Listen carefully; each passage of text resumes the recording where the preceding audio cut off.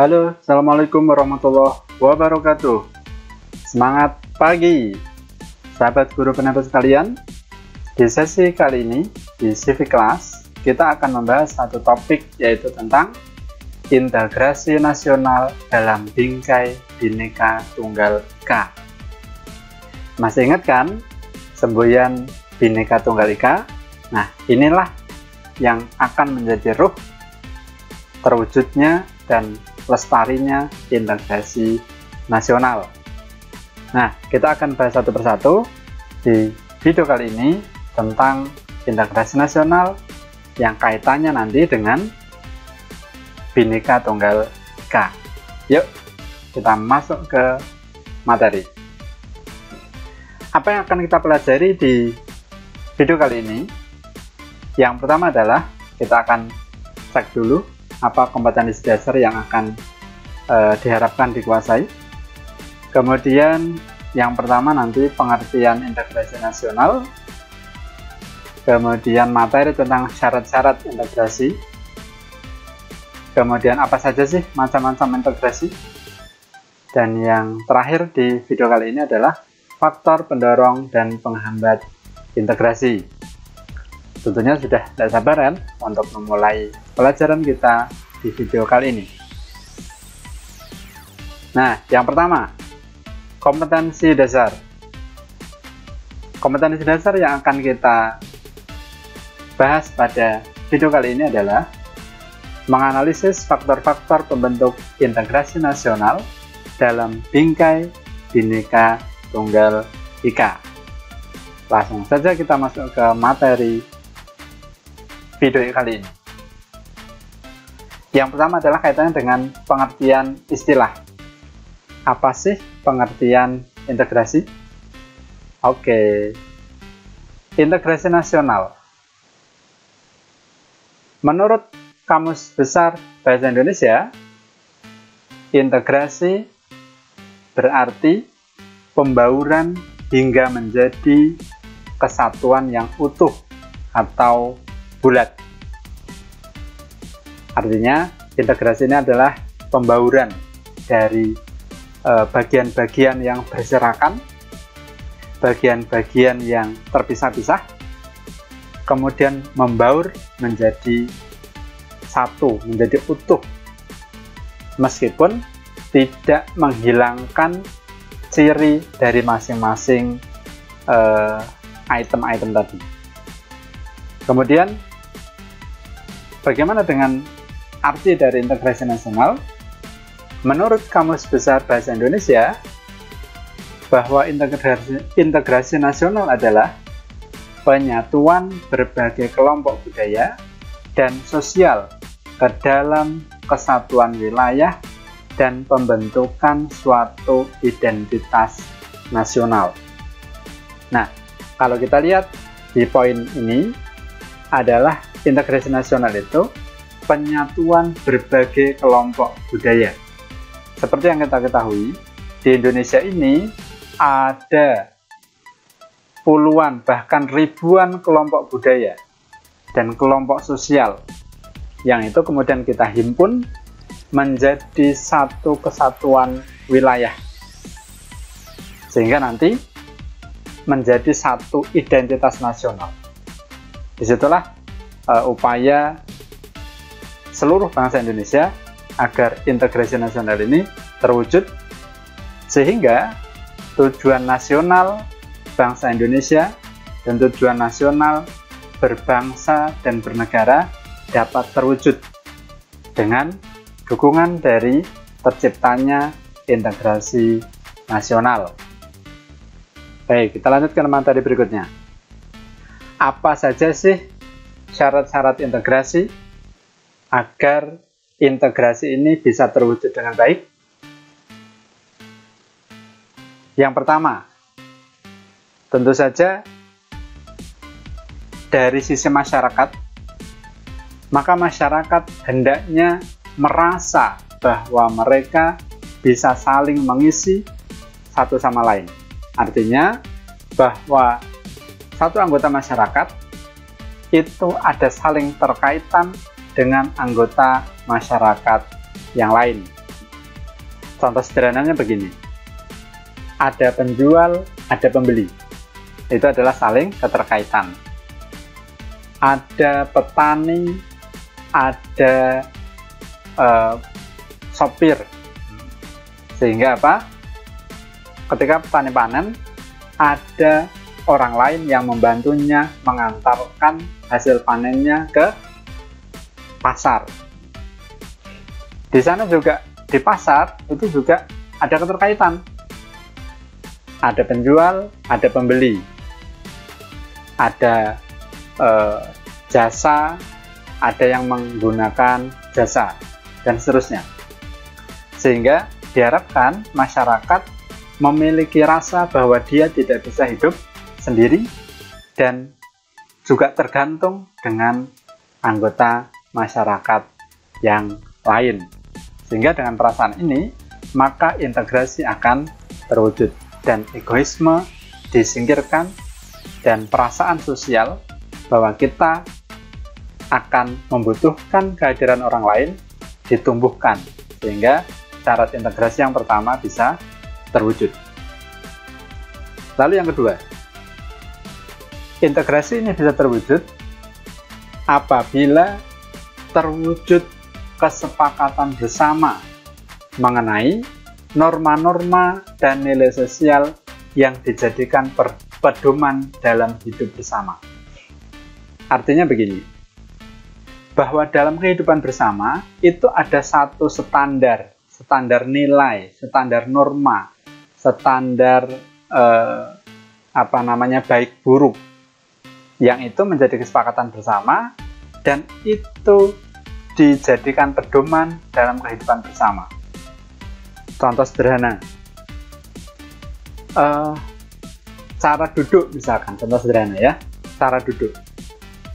Maka akan ada standar nilai sosial, bagaimana sih cara duduk yang benar.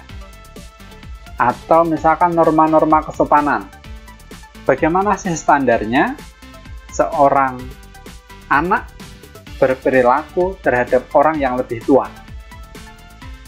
Itu adalah standar-standar yang dijadikan sebagai pedoman dalam kehidupan bersama. Kemudian yang ketiga, norma-norma dan nilai sosial dijadikan aturan yang baku dalam mewujudkan integrasi nasional. Nah, dengan adanya norma-norma dan nilai sosial yang dijadikan aturan baku ini, sehingga akan semakin melengkapi bahwa kehidupan bersama ini akan lebih teratur, lebih harmonis, dan lebih terjaga, sehingga upaya bersama untuk mewujudkan integrasi nasional dapat tercapai. Sampai di sini bisa dipahami? Oke, saya kira mudah untuk dipahami. Yang berikutnya, apa saja sih macam-macam integrasi nasional? Nah, dalam kehidupan kita itu ada banyak sekali bidang kehidupan yang itu dialami oleh anggota masyarakat. Lalu bagaimana mungkin seluruh macam beraneka ragam aktivitas bidang yang itu digeluti oleh masyarakat itu bisa menyatu? Sehingga di sini kita simpulkan bahwa integrasi itu terwujud bukan dalam seketika, tetapi melalui proses. Dan kemudian memunculkan macam-macam integrasi. Apa saja?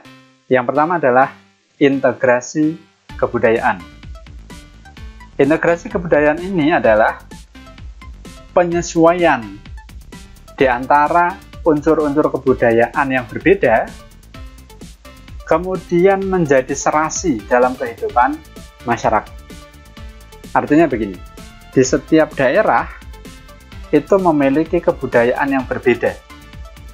Kemudian ketika melakukan komunikasi, berinteraksi, itu kemudian mencoba untuk mencari hal-hal yang sama, mencari hal-hal yang serasi, sehingga terwujudnya penyesuaian-penyesuaian atas kondisi kebudayaan yang berbeda, dan kemudian terciptalah integrasi kebudayaan. Kemudian yang kedua, integrasi sosial. Maksudnya bagaimana? Bahwa integrasi sosial ini merupakan penyesuaian di antara unsur-unsur yang berbeda dalam kehidupan sosial, sehingga menjadi suatu pola yang serasi bagi kehidupan masyarakat. Nah, ini kaitannya dengan kehidupan sosial yang berbeda-beda, kemudian menjadi serasi, menjadi ada rasa bahwa kita ini satu keluarga, satu bangsa Indonesia. Kemudian yang ketiga adalah integrasi nasional. Artinya apa? Bahwa proses penyesuaian di antara unsur-unsur yang berbeda tadi kemudian menyatu secara nasional, sehingga menghasilkan suatu pola kehidupan yang serasi, harmonis, dan menjadi satu dalam lingkup nasional. Dan ini yang memang diharapkan ya, sehingga integrasi nasional akan terbentuk. Sehingga secara umum integrasi ada 3 macam. Pertama adalah integrasi kebudayaan, jadi kebudayaan yang berbeda kemudian saling serasi. Kemudian yang kedua adalah integrasi sosial, jadi aktivitas sosial, nilai-nilai sosial yang berbeda kemudian juga serasi. Dan yang ketiga adalah integrasi nasional, jadi kebudayaan, nilai-nilai sosial itu menyatu menjadi integrasi nasional. Yang berikutnya, apa saja sih faktor pendorong terwujudnya integrasi nasional? Maksudnya apa? Bahwa faktor-faktor inilah yang akan mendorong integrasi nasional ini terwujud. Nah, apa saja faktornya? Kita bahas satu persatu. Yang pertama, bersyukur Indonesia memiliki ideologi nasional yang dihormati, dihargai, dan diakui bersama, yaitu ideologi Pancasila. Nah, kita memiliki ideologi Pancasila ini sebagai faktor pendorong, dan kita memiliki satu ideologi yang kemudian diakui bersama untuk menata kehidupan berbangsa secara bersama. Yang kedua, faktor pendorong yang kedua adalah kita merasa ada rasa senasib dan seperjuangan. Nah, apalagi dalam situasi seperti ini, adanya pandemi COVID-19 yang itu merupakan musuh bersama secara nasional, bahkan secara internasional ya. Kalau kita melihat dalam sisi nasional, maka hendaknya situasi seperti ini menjadi faktor kita kemudian bersatu, merasa senasib, dan kita berjuang bersama-sama dan meninggalkan itu perbedaan demi menyelesaikan persoalan bersama. Lalu faktor pendukung yang ketiga adalah kita memiliki bahasa persatuan, yaitu bahasa Indonesia. Seperti kita ketahui, setiap daerah, setiap suku itu memiliki bahasa daerah yang berbeda-beda. Dan alhamdulillah, semua bahasa ini disatukan dalam satu bahasa, yaitu bahasa Indonesia, ketika berinteraksi antar suku bangsa, berinteraksi antar daerah-daerah menggunakan satu bahasa persatuan, yaitu bahasa Indonesia. Dan ini sudah disepakati bersama dan tidak menjadi persoalan.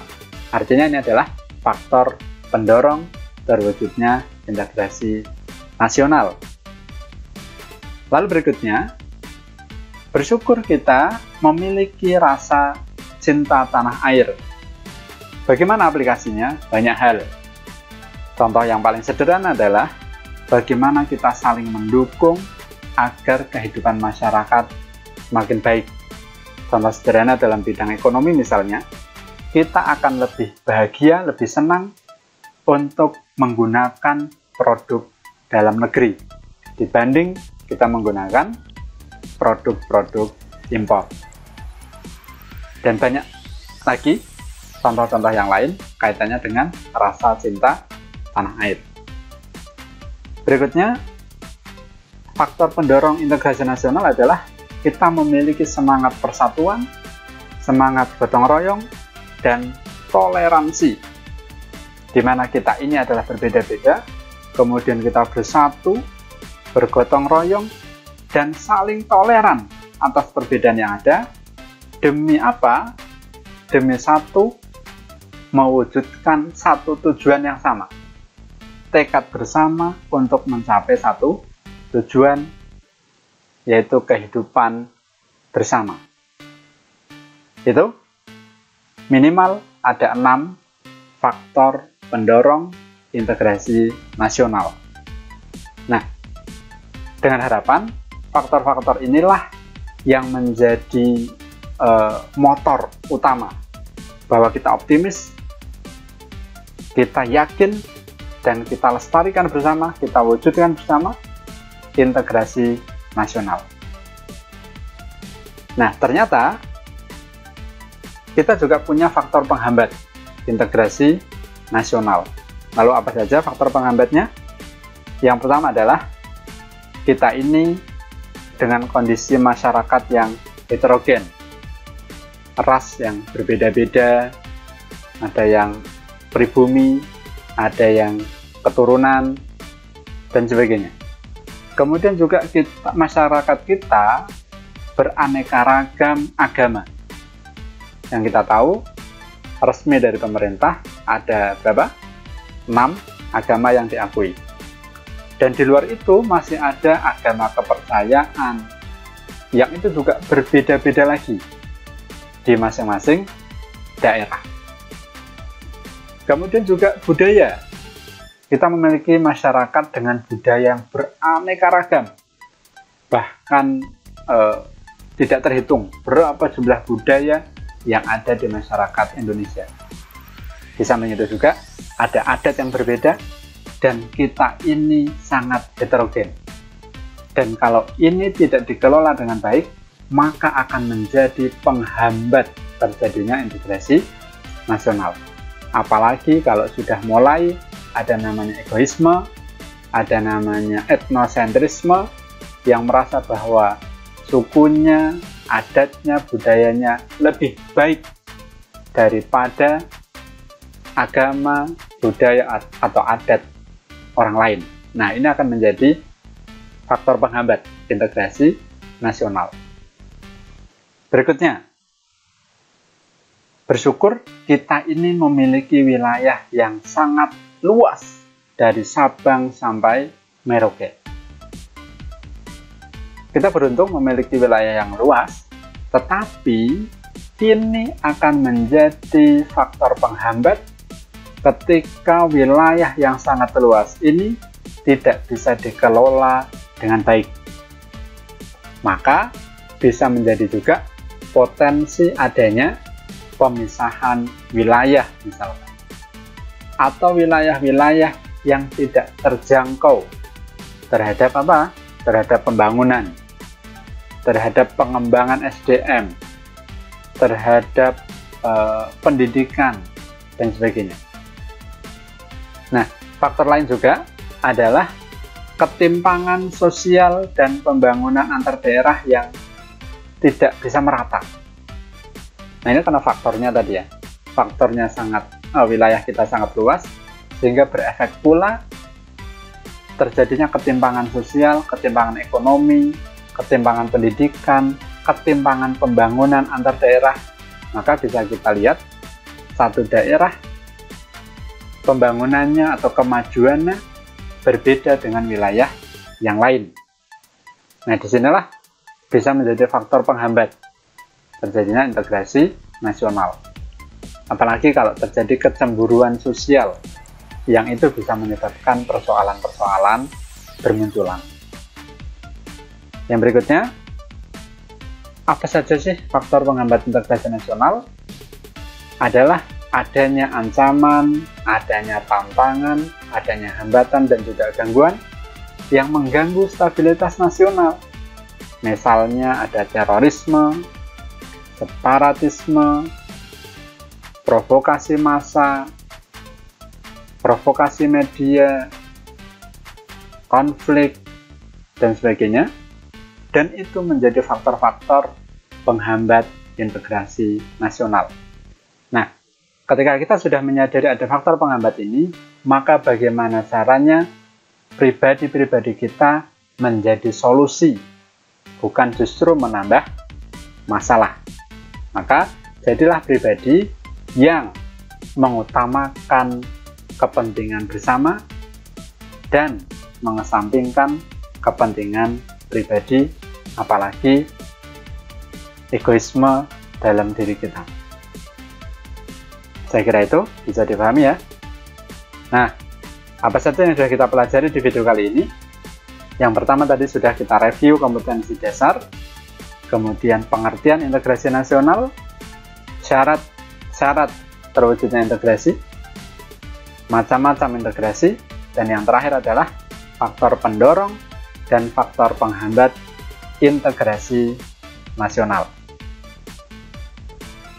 Semoga bermanfaat materi yang kami sampaikan di video kali ini. Dan jangan lupa dukung kami dengan klik subscribe dan tekan lonceng agar kami tetap semangat dan untuk memproduksi video-video yang bermanfaat untuk kita semuanya. Demikian, terima kasih atas perhatiannya. Assalamualaikum warahmatullahi wabarakatuh. Semangat pagi!